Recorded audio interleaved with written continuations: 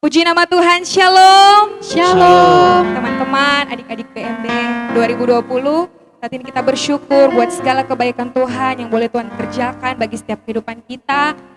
Teman-teman boleh masuk di Fakultas Teknik, bukan suatu kebetulan, tapi kami percaya semua karena kasih anugerah Tuhan yang Tuhan sudah rencanakan bagi kehidupan kita sekalian. Mari saat ini kita akan menyembah Tuhan. Mari tinggalkan segala kesibukanmu, membawa setiap hatimu, membawa hidupmu sebagai persembahan yang berkenan bagi nama Tuhan. Kami membawa segenap hati kami Tuhan. Kami mau menyembah Engkau Tuhan, sebab hanya Engkaulah pengharapan dalam hidup kami. Engkaulah kekuatan kami, Engkaulah perlindungan kami Tuhan. Dengan apakah kami membalas setiap kebaikan Tuhan dalam hidup kami, selain kami mau memberikan hidup kami untuk kemuliaan bagi nama-Mu Tuhan. Kami mau menaikkan segala rasa syukur kami. Biarlah pujian kami boleh berkenan di hadapan-Mu. Bertatalah di atas puji-pujian kami Tuhan. Terima kasih Bapa. Kami siap untuk menaikkan setiap pujian kami bagi Engkau Tuhan.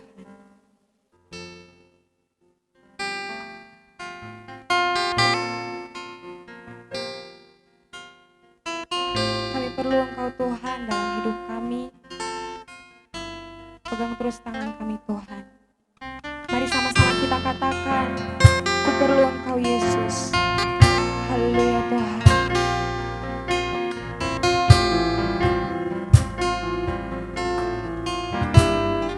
Katakan ku perlu Engkau Yesus. Haus jiwaku menantikan-Mu. Ku percaya Kau penuh pengharapanku di dalam-Mu.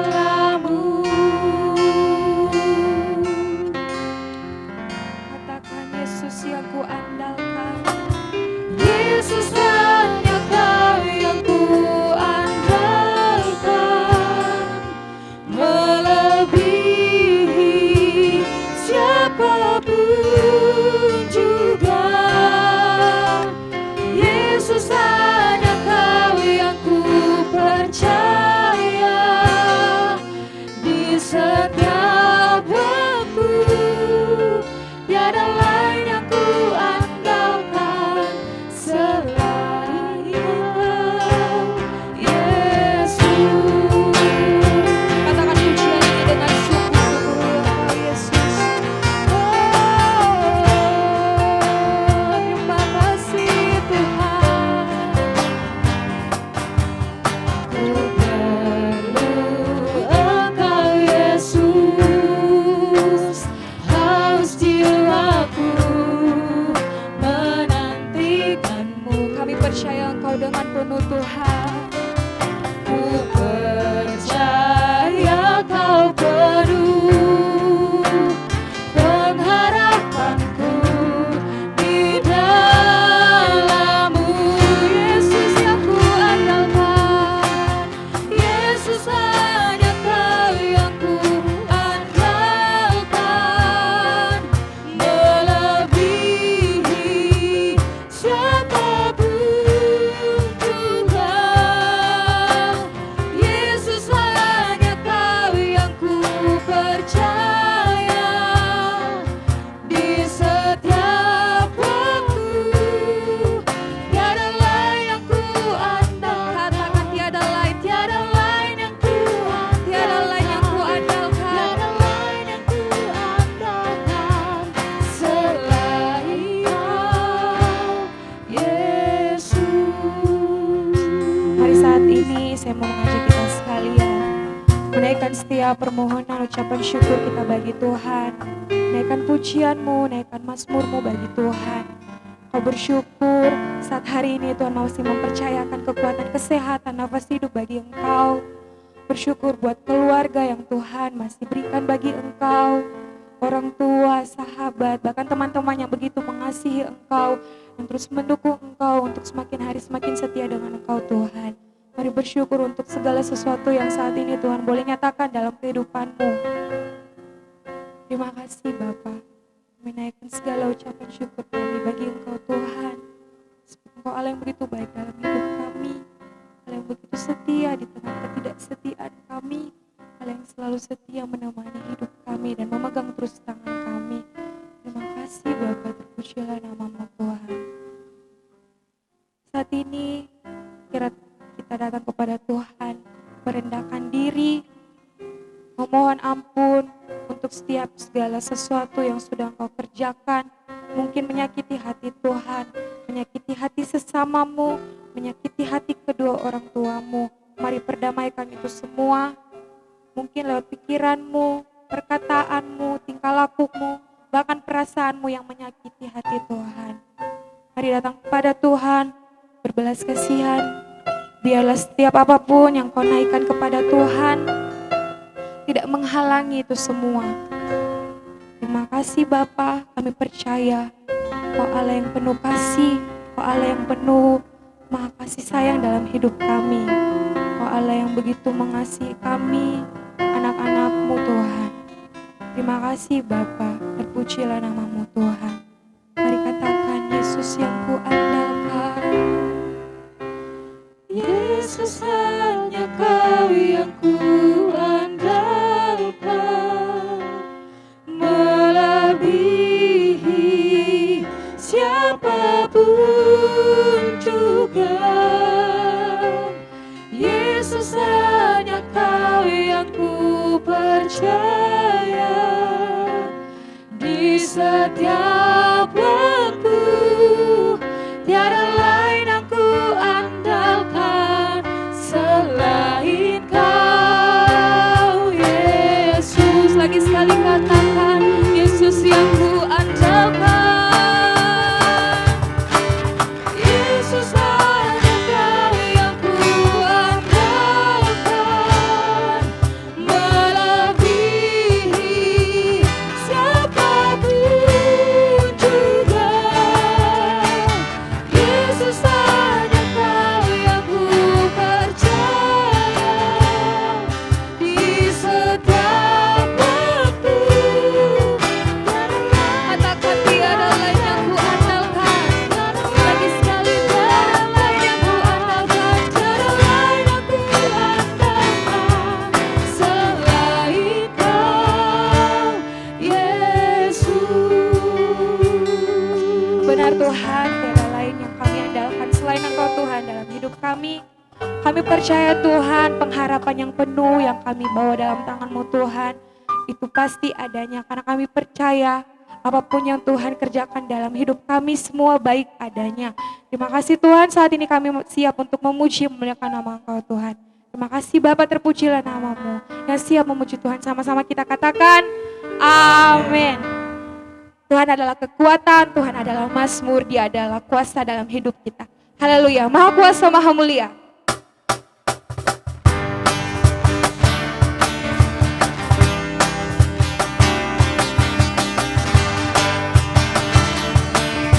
Mari katakan, tak terlukiskan.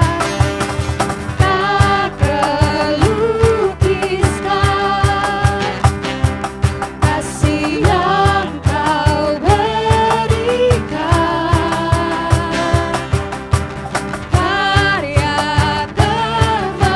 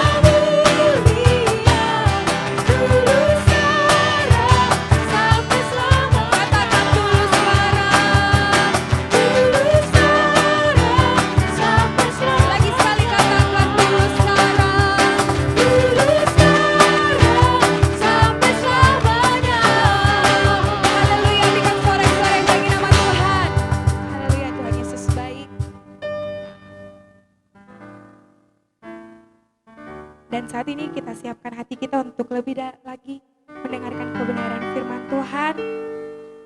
Mari siapkan bejana hatimu.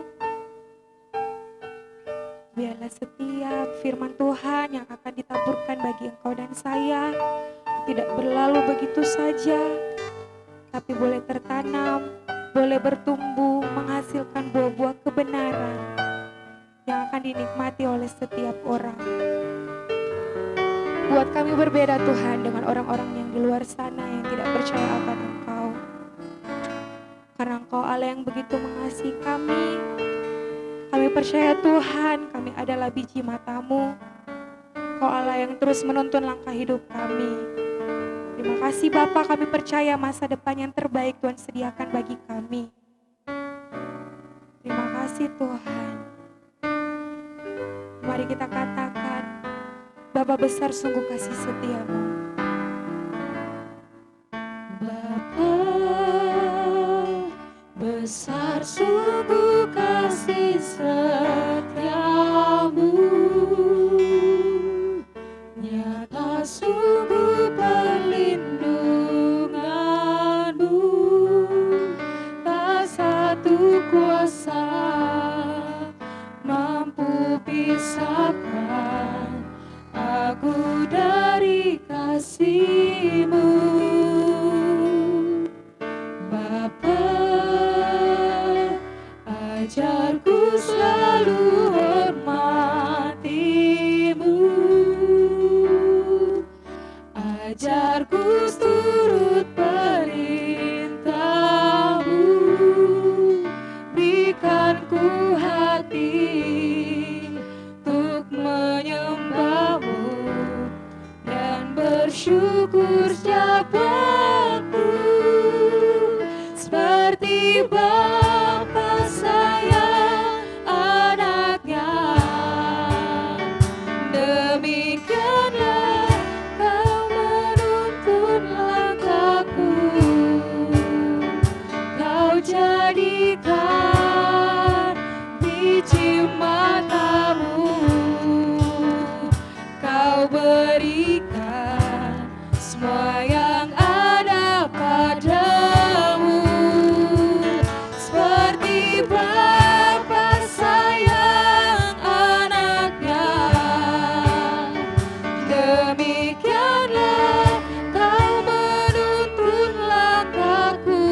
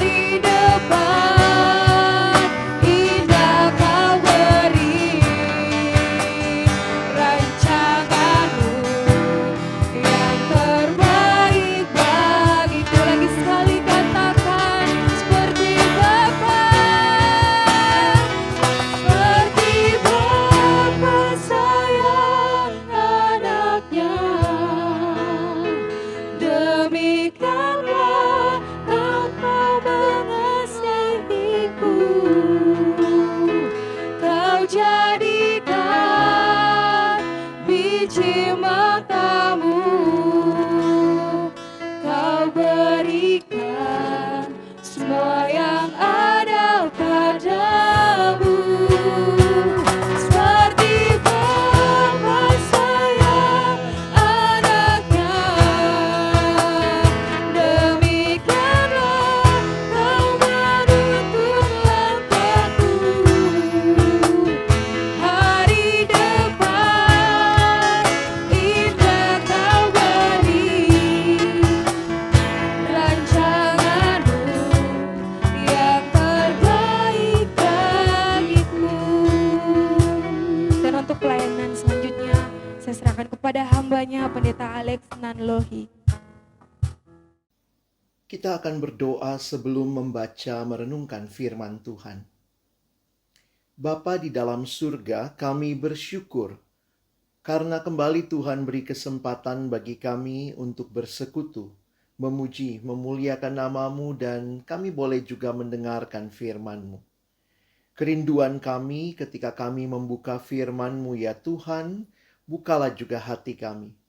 Jadikanlah hati kami seperti tanah yang baik, supaya ketika benih firman Tuhan ditaburkan boleh sungguh-sungguh berakar, bertumbuh, dan juga berbuah nyata di dalam hidup kami. Tolong kami, agar kami bukan hanya jadi pendengar-pendengar firman yang setia, tapi mampukan dengan kuasa dari Roh-Mu yang kudus. Kami boleh dimampukan menjadi pelaku-pelaku firman-Mu di dalam kehidupan kami. Kami boleh memberikan respon yang tepat sesuai dengan kehendak-Mu, ya Tuhan. Bersabdalah, kami umat-Mu sedia mendengarnya. Di dalam satu nama yang kudus, nama yang berkuasa, nama Tuhan kami Yesus Kristus, kami menyerahkan pemberitaan firman-Mu. Amin. Tema perenungan firman Tuhan yang akan sama-sama kita ikuti pada saat ini adalah The Fulfillment of God's Promise. Penggenapan janji Allah. Kita tahu bahwa kita percaya kepada Allah yang bukan hanya berjanji, tetapi Allah juga yang menggenapkan janjinya di dalam kehidupan orang-orang yang dikasihinya. Dua bagian firman Tuhan yang akan melandasi perenungan kita. Yang pertama di dalam Galatia pasal yang keempat, ayat yang keempat dan kelima. Tetapi setelah genap waktunya, maka Allah mengutus anaknya yang lahir dari seorang perempuan dan takluk kepada hukum Taurat. Ia diutus untuk menebus mereka yang takluk kepada hukum Taurat, supaya kita diterima menjadi anak. Di dalam bagian yang kita sudah ikuti, ibadah sebelumnya, kita melihat bagaimana cerita Allah belum selesai. Ketika manusia yang diciptakan segambar dan serupa dengan Allah jatuh ke dalam dosa, maka Tuhan memberikan janji keselamatan yang Tuhan nyatakan di dalam Kejadian 3 ayat 15. Dan kemudian Galatia pasal yang keempat ini mengingatkan kita bahwa Allah tidak lupa akan janjinya. Tetapi di dalam sejarah yang panjang, Allah menggenapkan janjinya. Tetapi setelah genap waktu Allah. Teman-teman yang dikasihi dalam Tuhan Yesus Kristus, mungkin ada orang yang berpikir Allah lupa akan janjinya. Allah ingkar dengan janjinya. Tetapi rencana yang indah yang Tuhan berikan, yaitu supaya manusia boleh mengalami kembali relasi yang indah dengan Dia. Di dalam anugerah Allah, di dalam waktu Allah, Dia genapkan. Ayat yang kelima mengatakan, Ia diutus, Yesus diutus untuk menebus mereka. Penggenapan dari janji Allah di dalam anaknya, Yesus Kristus. Bagian kedua yang akan kita baca di dalam kitab Efesus pasal yang kedua. Efesus pasal yang kedua ayat pertama sampai dengan ayat yang ke-10. Kita akan melihat bersama-sama bagaimana bagian ini di dalam sejarah menyatakan penggenapan akan janji Allah. Kamu dahulu sudah mati karena pelanggaran-pelanggaran dan dosa-dosamu. Kamu hidup di dalamnya karena kamu mengikuti jalan dunia ini, karena kamu mentaati penguasa kerajaan angkasa, yaitu roh yang sekarang sedang bekerja di antara orang-orang durhaka. Sebenarnya, dahulu kami semua juga terhitung di antara mereka. Ketika kami hidup di dalam hawa nafsu daging dan menuruti kehendak daging dan pikiran kami yang jahat. Pada dasarnya, kami adalah orang-orang yang harus dimurkai sama seperti mereka yang lain. Tetapi Allah yang kaya dengan rahmat, oleh karena kasih-Nya yang besar, yang dilimpahkannya kepada kita, telah menghidupkan kita bersama-sama dengan Kristus, sekalipun kita telah mati oleh kesalahan-kesalahan kita. Oleh kasih karunia kamu diselamatkan. Dan di dalam Kristus Yesus, Ia telah membangkitkan kita juga dan memberikan tempat bersama-sama dengan Dia di sorga. Supaya pada masa yang akan datang Ia menunjukkan kepada kita kekayaan kasih karunia-Nya yang melimpah-limpah sesuai dengan kebaikan-Nya terhadap kita di dalam Kristus Yesus. Sebab karena kasih karunia kamu diselamatkan oleh iman. Itu bukan hasil usahamu, tetapi pemberian Allah. Itu bukan hasil pekerjaanmu. Jangan ada orang yang memegahkan diri. Karena kita ini buatan Allah, diciptakan dalam Kristus Yesus untuk melakukan pekerjaan baik yang dipersiapkan Allah sebelumnya. Ia mau supaya kita hidup di dalamnya. Teman-teman yang dikasihi dalam Tuhan Yesus Kristus, Allah menggenapkan janjinya karena ada kondisi yang dialami manusia, dan karena itulah Allah berjanji. Dan kita akan melihat hal ini di dalam terang Efesus pasal yang kedua. Kalau kita memperhatikan bagian ini, maka kita akan melihat ada dua hal yang menarik untuk kita perhatikan. Yang pertama adalah manusia di dalam dosa. Dan yang kedua, kita akan melihat manusia di dalam Kristus. Inilah dua kondisi yang jauh berbeda. Di dalam dosa dan di dalam Kristus. Ada gambaran yang diberikan oleh Paulus di awal ayat yang pertama Efesus pasal yang kedua. Dia menggambarkan kondisi manusia di dalam dosa adalah mati. Kamu dahulu sudah mati karena pelanggaran-pelanggaran dan dosa-dosamu. Ketika manusia berontak kepada Allah, maka manusia terpisah dari Allah dan mengalami kematian secara rohani. Inilah kondisi yang mengerikan yang dialami oleh manusia. Siapa saja yang mengalaminya? Kalau kita memperhatikan kata ganti yang digunakan di dalam pasal yang kedua, ayat pertama sampai dengan ayat yang ketiga, kita melihat Paulus menggunakan berbagai kata ganti orang. Di awal dia menggunakan istilah kamu dahulu sudah mati karena pelanggaran-pelanggaran dan dosa-dosamu. Lalu kita perhatikan, di bagian selanjutnya, Paulus juga mengatakan di ayat yang ketiga, sebenarnya dahulu kami semua juga terhitung di antara mereka. Dan di akhir ayat yang ketiga, Paulus menyatakan pada dasarnya kami adalah orang-orang yang harus dimurkai sama seperti mereka yang lain.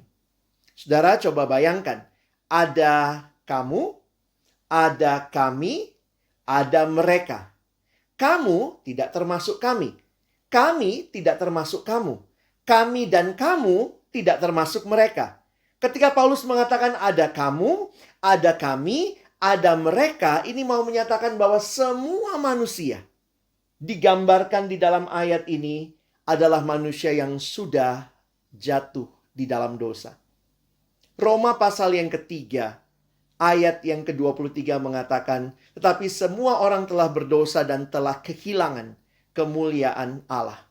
Itu juga yang ditegaskan ketika Paulus menyatakan di dalam Efesus pasal 2 ayat 1 sampai ayat yang ketiga. Dan di dalam dosa manusia mengikuti Pertama, mengikuti jalan dunia ini, mengikuti iblis penguasa kerajaan angkasa, dan mengikuti hawa nafsunya sendiri. Kita melihat bagaimana manusia di dalam dosa mengikuti apa yang dia kehendaki. Ada yang terjebak di dalam perjudian, di dalam minuman keras, di dalam pornografi, di dalam sikap-sikap yang tidak tepat berelasi dengan sesama. Ada yang menjadi sombong, ada yang menjadi iri hati, ada yang menjadi kehilangan pengharapan, mengalami depresi, relasi-relasi yang begitu menyedihkan terjadi di sekitar kita. Dan Alkitab menyatakan ini karena dosa. Dosa melanda dunia. Sebenarnya dosa ini adalah pandemi yang sesungguhnya. Karena tidak ada satupun yang terlewatkan. Semua manusia berdosa dan kehilangan kemuliaan Allah. Awalnya Allah menciptakan manusia begitu indah, begitu mulia. Tetapi di dalam dosa, manusia telah kehilangan kemuliaan Allah. Mengikuti jalan dunia, mengikuti hawa nafsunya, mengikuti si iblis. Sehingga tidak heran, upah dari dosa dinyatakan bahwa ayat yang ketiga, kami pada dasarnya sama seperti mereka yang lain adalah orang-orang yang harus dimurkai. Roma pasal 6 ayat 23a mengatakan sebab upah dosa adalah maut. Dimurkai Allah. Maut artinya terpisah dengan Allah selama-lamanya. Teman-teman yang dikasihi Tuhan, inilah kondisi yang dialami manusia di dalam dosa. Manusia yang terpisah dengan Allah. Manusia yang melakukan apa yang dia mau tanpa peduli dengan apa yang Allah mau. Dan akhirnya, upah dosa adalah maut. Ini berita yang sangat menyedihkan. Dan di tengah-tengah berita ini, ada berita sukacita. Injil Kristus yang memberikan kepada kita pengharapan. Teman-teman, maut bukanlah akhir kehidupan manusia di dalam dunia ini ketika kita memandang kepada Yesus, Anak Allah yang datang menyelamatkan kita. Perhatikan di dalam ayat 4, dikatakan tetapi Allah yang kaya dengan rahmat oleh karena kasih-Nya yang besar yang dilimpahkannya kepada kita. Kata tetapi menjadi kata yang membalikkan situasi. Akhir ayat yang ketiga harus dimurkai, binasa selama-lamanya. Tetapi, dan disinilah kita melihat karya Allah yang menyelamatkan. Di dalam Alkitab setiap kali kita memahayati tentang keselamatan, ini bukan usaha kita. Bukan kita yang menyelamatkan diri dari dosa. Manusia tidak mungkin menyelesaikan pergumulan dosanya. Di dalam dosa, maut menjadi bagian kita. Sama seperti orang yang jatuh dalam jurang yang dalam. Tidak mungkin naik dengan upayanya sendiri. Tetapi ada yang datang dari atas mengulurkan tali untuk menarik dia ke atas. Demikian kita menghayati keselamatan bukan usaha kita. Tapi Kristus yang datang menyelamatkan kita. Itulah yang dituliskan ayat yang keempat. Tetapi Allah yang kaya dengan rahmat oleh karena kasih-Nya yang besar yang dilimpahkannya kepada kita telah menghidupkan kita. Tadinya kita mati. Sekarang kita dihidupkan. Perhatikan bagaimana hal ini terjadi.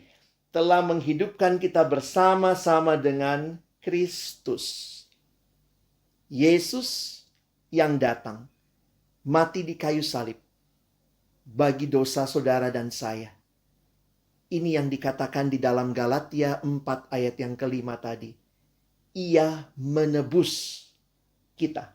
Dia menghidupkan kita bersama-sama dengan Kristus. Sekalipun kita telah mati karena kesalahan-kesalahan kita. Dan karena itu ditegaskan oleh kasih karunia. Ya, oleh kasih karunia kamu diselamatkan. Itu bukan hasil usahamu. Itu bukan hasil pekerjaanmu. Teman-teman yang dikasihi Tuhan, mengerti penggenapan ini, memberikan sukacita yang sejati bagi semua umat manusia. Berita Injil adalah berita sukacita bagi seluruh umat. Bahwa dosa yang menjadi bagian semua kita, ada jalan keluar di dalam Kristus. Allah datang menyelamatkan manusia dari dosa. Teman-teman yang dikasihi Tuhan, apa yang Tuhan kerjakan bagi kita melalui penebusannya di kayu salib? Dia memberikan kehidupan yang baru. Kehidupan yang bukan hanya saat ini kita aman di dalam Tuhan, tetapi juga di masa yang akan datang ada janji pengharapan kehidupan bersama dengan Kristus selama-lamanya. Keselamatan bukan hanya masalah hari ini, tetapi ke depan pun kita punya jaminan yang pasti. Di dalam ayat yang ke-8 dikatakan, ayat yang ke-7, supaya pada masa yang akan datang ia menunjukkan kepada kita kekayaan kasih karunia-Nya yang melimpah-limpah sesuai dengan kebaikannya terhadap kita dalam Kristus Yesus. Allah punya rencana yang indah bagi hidup kita. Tetapi Allah juga tidak mau kita terus-menerus hidup di dalam dosa. Tinggalkan dosa dan hiduplah bagi Allah. Hidup di dalam dosa pada akhirnya binasa. Tetapi karya Kristus, di dalam Kristus, kita mengalami hidup yang kekal. Hidup yang menikmati Allah selama-lamanya. Inilah janji yang Tuhan nyatakan. Dan juga Dia genapkan melalui karya Kristus di kayu salib. Teman-teman yang dikasihi Tuhan, Allah punya rencana yang indah bagi hidupmu. Hidup yang mungkin dulu kamu nikmati di dalam dosa. Melakukan hal-hal yang menyenangkan hatimu tetapi mendukakan Allah. Saat ini Allah membawa engkau dan saya menghadap kepada salib Kristus. Melihat karya yang agung itu. Dan maukah kita membuka hati kita di hadapan Tuhan? Kehidupan yang baru Dia sediakan. Kehidupan yang sama sekali berbeda dengan hidup yang lama. Paulus menggambarkan hal ini di dalam Efesus pasal yang kedua. Paulus menggambarkan di ayat yang ke-12. Bahwa waktu itu kamu tanpa Kristus, tidak termasuk kewargaan Israel, tidak mendapat bagian dalam ketentuan-ketentuan yang dijanjikan, tanpa pengharapan dan tanpa Allah di dalam dunia. Hidup yang paling menyedihkan, saudara, adalah ketika manusia hidup tanpa pengharapan. Bayangkan, bukan penderitaan yang paling mengerikan. Karena ada orang rela menderita, tapi dia tetap punya pengharapan. Justru karena pengharapan itulah dia rela menderita. Nah, bayangkan gambaran di dalam dosa, hidup tanpa pengharapan. Tetapi di dalam Kristus ada pembaharuan. Di dalam Roma pasal yang ke-8 ayat 23 sampai 25 dan juga ayat 30, Paulus menyatakan, dan bukan hanya mereka saja, tetapi kita yang telah menerima karunia sulung roh. Kita juga mengeluh dalam hati kita sambil menantikan pengangkatan sebagai anak, yaitu pembebasan tubuh kita. Perhatikan ayat 24. Sebab kita diselamatkan dalam pengharapan. Tetapi pengharapan yang dilihat bukan pengharapan lagi. Sebab bagaimana orang masih mengharapkan apa yang dilihatnya.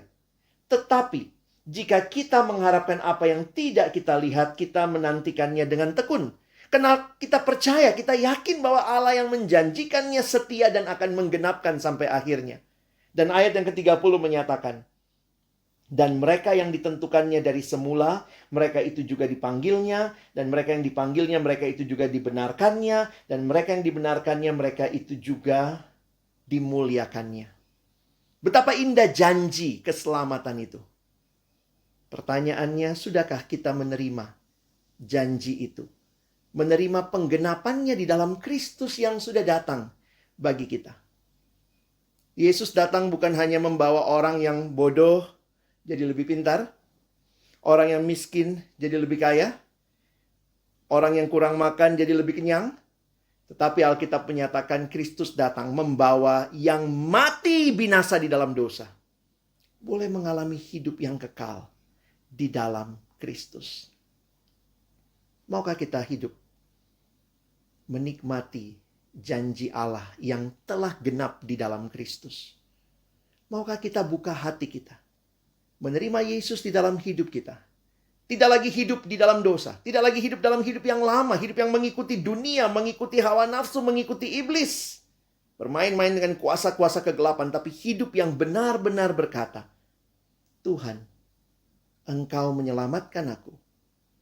Aku milik-Mu. Aku persembahkan seluruh hidupku kepadamu. Pilihannya ada pada saudara. Hidup seperti apa yang saudara akan jalani? Di dalam Kristus, hidup yang kekal. Sementara di luar Kristus, di dalam dosa, hidup yang binasa. Mari menjawab pertanyaan ini di hadapan Tuhan yang mengenal hatimu. Tuhan yang tahu seluruh pergumulanmu. Jika hari ini saudara tergerak untuk membuka hatimu, menerima Tuhan Yesus sebagai satu-satunya Tuhan dan Juru Selamat dalam hidupmu, mengatakan saya tidak akan lagi mau hidup di dalam dosa-dosa yang lama. Saya mau hidup bagimu, karena Engkau Tuhan yang sudah menyelamatkan aku.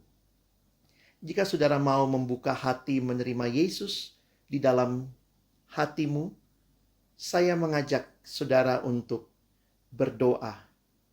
Silakan berdoa bersama saya. Silakan untuk mengulangi doa berikut ini. Mari kita berdoa. Ya Allah, aku tahu aku adalah orang berdosa. Aku ingin berbalik dari dosa-dosaku. Dan aku mohon pengampunan-Mu, ya Tuhan. Aku percaya bahwa Yesus Kristus adalah Putra-Mu. Aku percaya bahwa Yesus telah mati untuk dosa-dosaku. Dan aku percaya Engkau telah membangkitkan Dia dari kematian. Aku ingin Yesus masuk ke dalam hatiku dan mengendalikan hidupku. Aku ingin percaya kepada Yesus sebagai satu-satunya Tuhan dan Juru Selamatku secara pribadi. Aku rindu mengikutinya sebagai Tuhanku sejak hari ini. Sampai selama-lamanya. Dalam nama Yesus. Amin. Kiranya Tuhan meneguhkan setiap keputusan yang saudara ambil. Berjalanlah bersama Kristus. Dia Tuhan dan Juru Selamatmu. Dialah Anak Allah yang tunggal, yang menggenapkan janji Allah akan keselamatan yang kekal bagi setiap kita yang percaya.